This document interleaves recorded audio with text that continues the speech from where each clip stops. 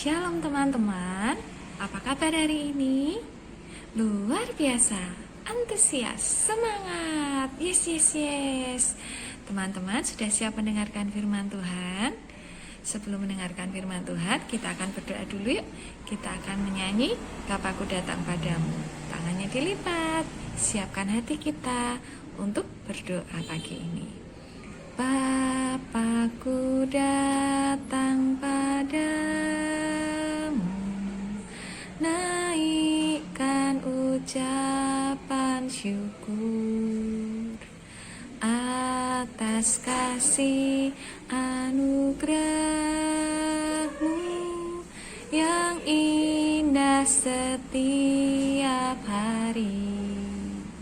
Pagi hari, siang hari, sore dan malam hari, tak hentinya mengucap syukur atas kebaikanmu. Mari kita berdoa teman-teman. Selamat pagi Tuhan Yesus, terima kasih untuk hari yang baru Tuhan jadikan di dalam hidup kami. Pagi ini kami dapat bangun dengan tubuh yang sehat dan penuh semangat.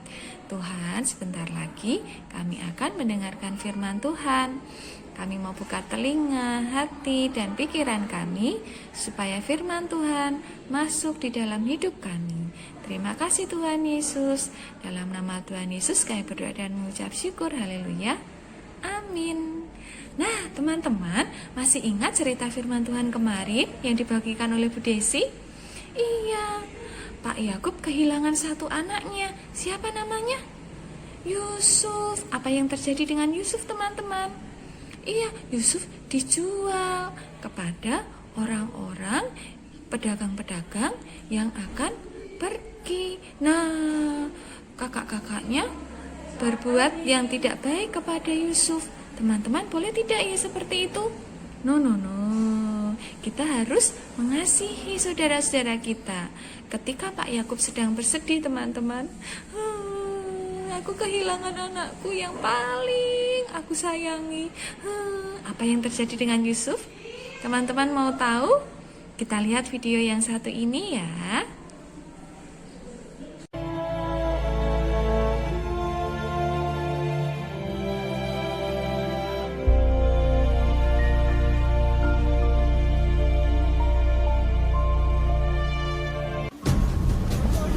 Adapun Yusuf telah dibawa ke Mesir,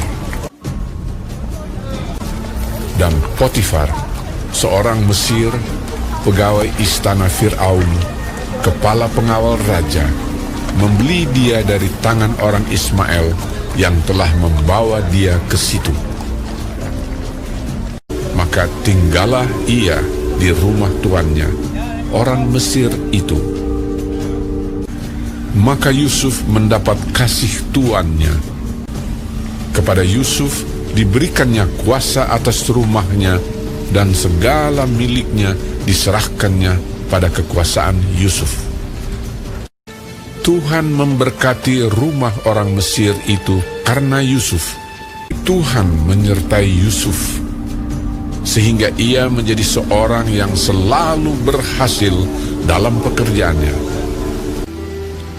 Adapun Yusuf itu manis sikapnya dan elok parasnya.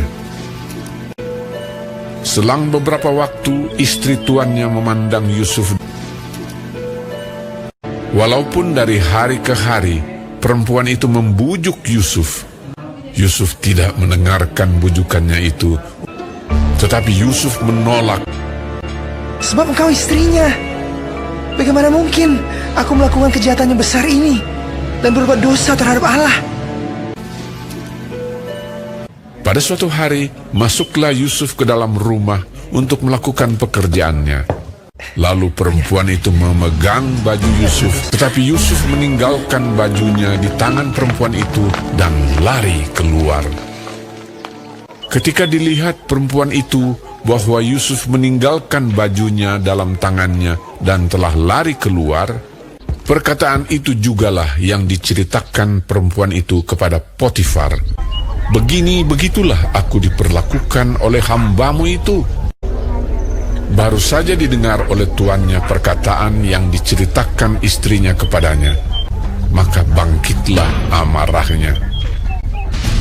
Lalu Yusuf ditangkap oleh tuannya dan dimasukkan ke dalam penjara, tempat tahanan-tahanan raja dikurung. Demikianlah Yusuf dipenjarakan di sana. Tetapi Tuhan menyertai Yusuf dan melimpahkan kasih setianya kepadanya, dan membuat Yusuf kesayangan bagi kepala penjara itu. Sebab itu kepala penjara mempercayakan semua tahanan dalam penjara itu kepada Yusuf, dan segala pekerjaan yang harus dilakukan di situ dialah yang mengurusnya. Karena Tuhan menyertai dia, dan apa yang dikerjakannya dibuat Tuhan berhasil.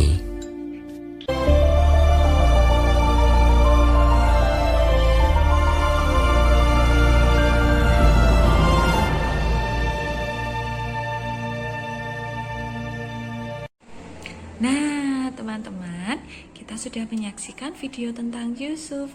Kira-kira apa ya yang bisa kita pelajari hari ini? Yusuf adalah orang yang jujur. Ketika istri Potifar ingin mengajaknya berbuat jahat, Yusuf tidak mau. Nggak boleh, nanti berdosa kepada Tuhan. Nah, Yusuf adalah orang yang jujur.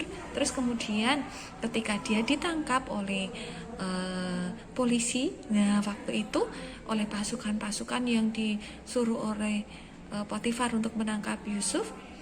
Yusuf ketika ditangkap, Yusuf tidak, aku tidak mau, aku mau lari. Yusuf tidak seperti itu, tapi dia tetap rendah hati. Nah, dia yang pertama jujur, yang kedua dia rendah hati. Nah, yang ketiga, ketika di dalam penjara, dia rajin berdoa. Dia berdoa dengan tekun, teman-teman. Dia tidak bersungut-sungut, dia tidak ngomel-ngomel. Nah, tidak seperti itu, tetapi dia berdoa terus kepada Tuhan. Terus kemudian Yusuf juga dikasihi oleh petugas di dalam penjara, dan orang-orang di sekitarnya tetap mengasihi Yusuf. Nah, teman-teman, anak-anak hebat juga seperti itu ya. Mari kita contoh Yusuf. Dia selalu berbuat baik, mengasihi orang lain. Dia selalu berkata yang jujur, berbuat yang jujur, dan terlebih lagi dia mengasihi Tuhan. Teman-teman juga seperti itu ya, anak-anak hebat, rajin berdoa dan mendengarkan firman Tuhan. Oke, terima kasih sudah mendengarkan firman Tuhan. Mari kita akan tutup dengan berdoa ya. Kita mengucap syukur untuk firman Tuhan pagi ini. Tangan dilipat, kaki dilipat, mata ditutup. Mari kita berdoa. Tuhan Yesus, terima kasih untuk cerita firman Tuhan pagi ini. Tuhan, ajar kami agar menjadi anak-anak yang hebat, seperti Yusuf yang jujur, rendah hati, dan selalu dekat dengan Tuhan. Pimpin kami ya Tuhan, agar dapat mengasihi semua orang di sekitar kami. Pimpin kami sepanjang hari ini Tuhan Yesus, dari pagi, siang, sore, bahkan sampai malam hari nanti. Tuhan Yesus memberkati kami semua, memberkati mama papa, kakak, adik, ibu guru, dan semua orang di sekitar kami. Terima kasih Tuhan Yesus.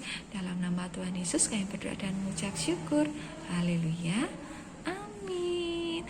Terima kasih anak-anak hebat. Tetap semangat belajar ya. Jangan lupa jaga kesehatan. Sampai jumpa lagi. Tuhan Yesus memberkati. Dadah.